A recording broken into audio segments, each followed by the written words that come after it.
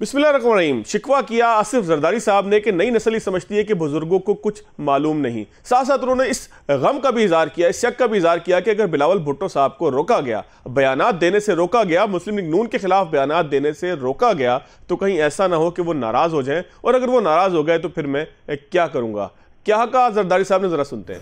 शिकवा का जवाब शिकवा कब आएगा? बिलावल भुट्टो साहब दुबई रवाना हो गए हैं। क्या बिलावल भुट्टो साहब नाराज हो गए हैं? शक का इजहार किया जा रहा है सोशल मीडिया के ऊपर, लेकिन कोई कंफर्म इतला नहीं है, कोई ऐसी इतला नहीं कि जिसकी बुनियाद पर यह कहा जा सके कि बाप बेटे के दरमियान कोई दूरियां पैदा हुई हैं। बहरहाल जायजा लेते हैं आज सियासी मामलात का भी, साथ साथ अगर अदालती मामलात का जायजा लें, अलकादिर ट्रस्ट केस की बात करें तो इमरान खान साहब वाज़ेह तौर पर यह कह रहे हैं कि मेरा इस केस से कोई ताल्लुक नहीं, और ये कहा है लतीफ़ खोसा साहब ने, जो इमरान खान साहब के वकील हैं। उनसे बात करेंगे, मालूमात करेंगे कि आखिर अलकादिर ट्रस्ट केस में वो क्यों समझते हैं कि खान साहब इस तमाम मामलात में किसी तरीके से मुलव्वस नहीं। इसके साथ साथ जायज़ा लेंगे साइफर केस का, क्योंकि अंसार अब्बासी साहब ने एक स्टोरी की है जिसके मुताबिक साइफर कभी डी क्लासीफाई नहीं हुआ था। इसका मतलब यह है कि अगर साइफर डी क्लासीफाई नहीं हुआ था तो वो खुफिया दस्तावेज थी, और खुफिया दस्तावेज के हवाले से कानून क्या कहता है। लतीफ़ खोसा साहब, बहुत शुक्रिया सर आपके वक्त का। खोसा साहब, अलकादिर ट्रस्ट केस में बुनियादी तौर पर आप कहना क्या चाहते हैं? क्या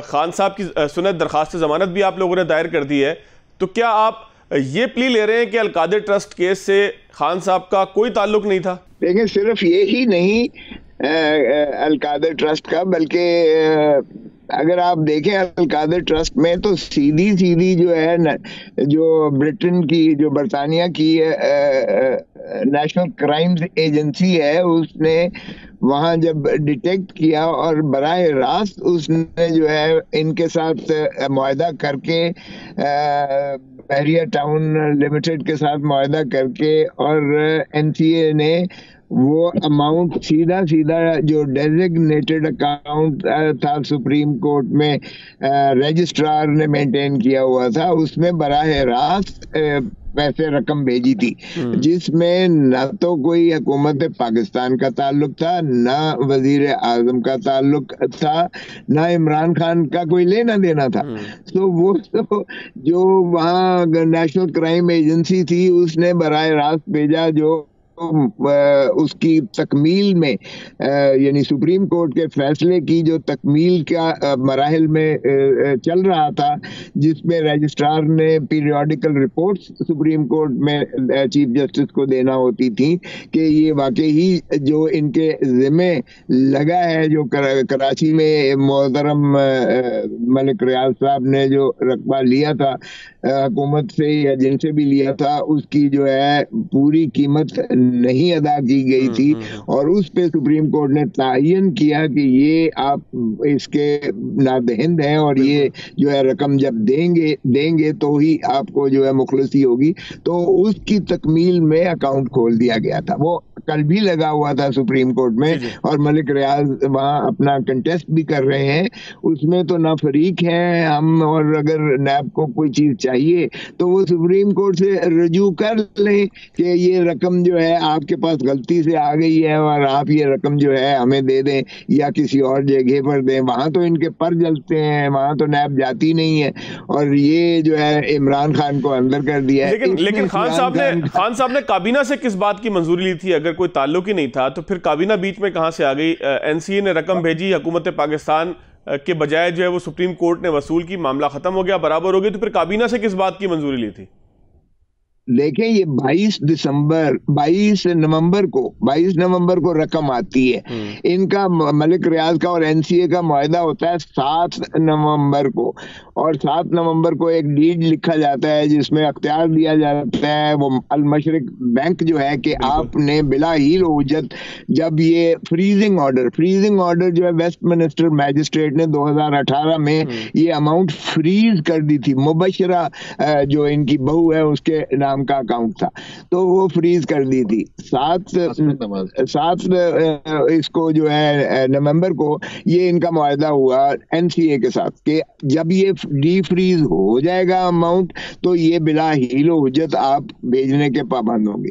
चुनाचे ये जो है डी फ्रीज किया है, अपैलेट वहाँ की अदालत ने, डिस्ट्रिक्ट कोर्ट्स जो थी, वेस्ट मिनिस्टर जो है मैजिस्ट्रेट कोर्ट की जो अपैलेट कोर्ट थी, उसने डी फ्रीज किया और फिर जो है एनसीए ने लिख के वो अमाउंट बराह रास्त भेज दी।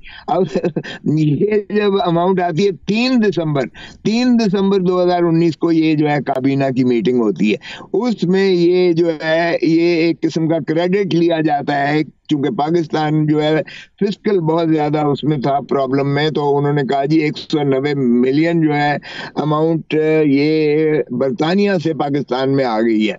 फाइन, इस चीज का जो है वो जो मुआहदा था वो चूंकि उनके दरमियान वो सीक्रेट मुतसव्वर किया जा रहा था, इसलिए वो बंद लिफाफे में दिया गया, लेकिन इसके अलावा तो और कुछ भी नहीं इसमें हुआ जो काबीना की जो मंजूरी थी। तो खोसा साहब, आप ये कहते हैं कि वो क्रेडिट लेना या सियासी पॉइंट स्कोरिंग अगर की गई थी तो वो फिर गले पड़ गई है चेयरमैन तहरीक इंसाफ के? ऐसा ही समझ ले। शहजाद अकबर ने ओवर एग्जूबरेंस दिखाई, हालांकि उसका भी कोई ताल्लुक नहीं था, क्योंकि शहजाद अकबर उस मायदे में वो शामिल शरीक ही नहीं था जो एनसीए और बैरिया टाउन के दरमियान हुआ था।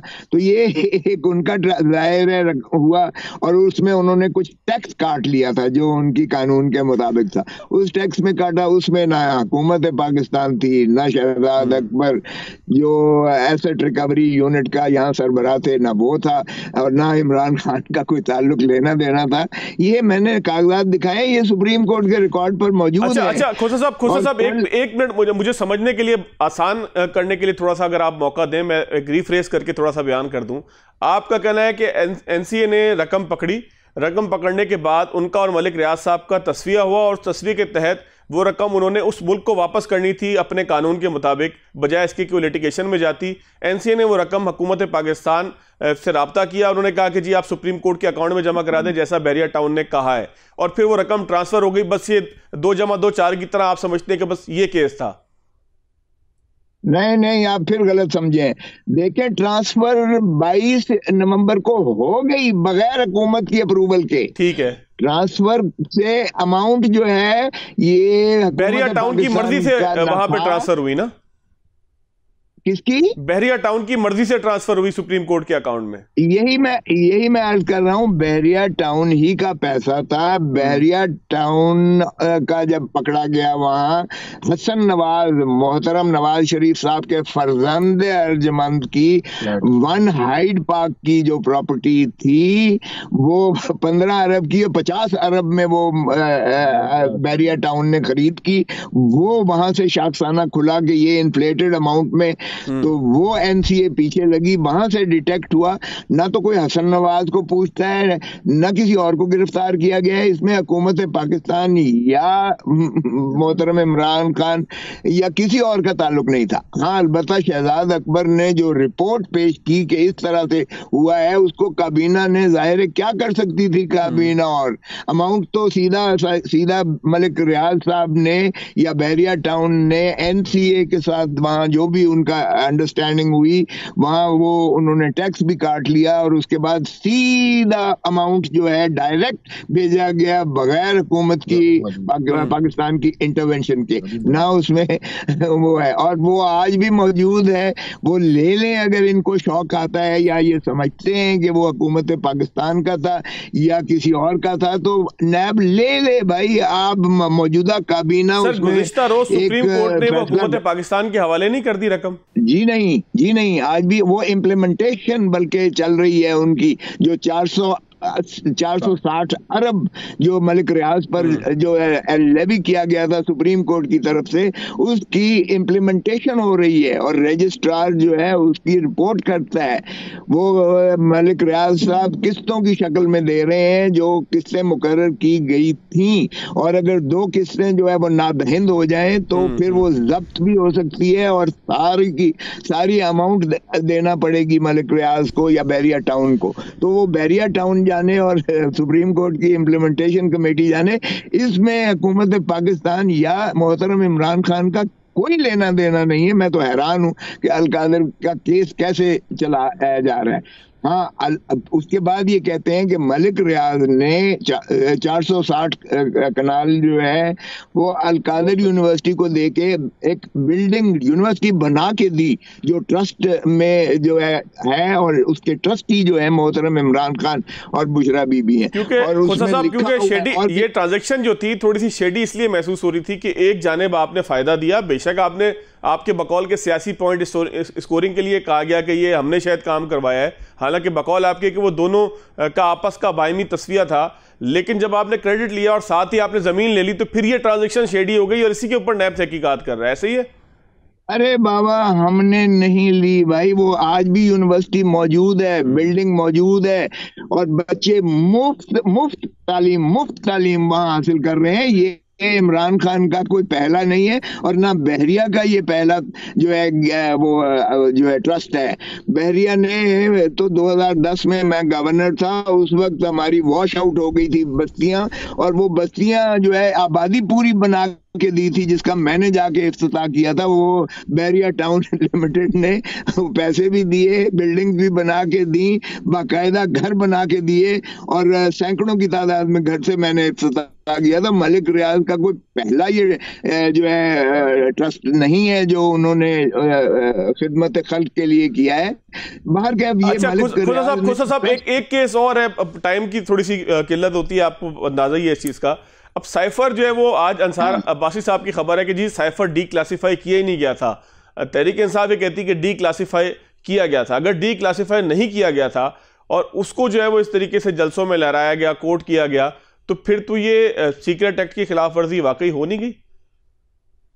अरे बाबा, नहीं हुई। सीक्रेट एक्ट को कोई पढ़े तो सही, खुदारा बिना पढ़े हुए तो ना इस पर जो है वो की जाए।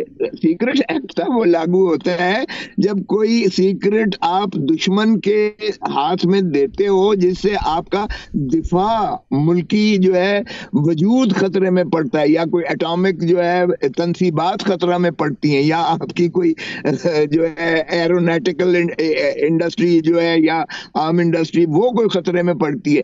ओ भाई, ये तो भुट्टो साहब ने भी लहराया था, आपको याद होगा राजा बाजार में जब हेनरी किसिंगर ने धमकी दी थी कि भुट्टो तुम जो है एटम बॉम्ब बनाना बंद कर दो वरना तुम्हें इबरत का निशान बनाएंगे। वो भी साइफर आया था और साइफर को भुट्टो ने लाल अपना अब उसमें राजा बाजार पिंडी में लहरा कर कौम से कहा था क्या एटम बॉम्ब बनाए या ना, सारी कौम ने लब्बैक कर कहा था।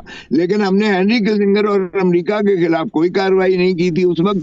उस वक्त भी हमने भुट्टो साहब को ज़ियाउल हक ने मौलवी मुश्ताक के साथ मिलकर सजाए मौत देकर और लहद में उतार दिया था। यार, ये हमारी कौमी गैरत और हमीयत इसी चीज की मुतकादी है। क्या हम डोनाल्ड लू के उस हुक्म पर कि डोनाल्ड लू हमारे जो है असद मजीद एम्बेसडर अमेरिका में, उसको कहता है कि अगर इमरान खान को आप प्राइम मिनिस्टर हाउस से अदम एतमाद के जरिए चलता करेंगे तो अमेरिका आपको माफ कर देगा, वरना इसके नताइज भुगतने पड़ेंगे।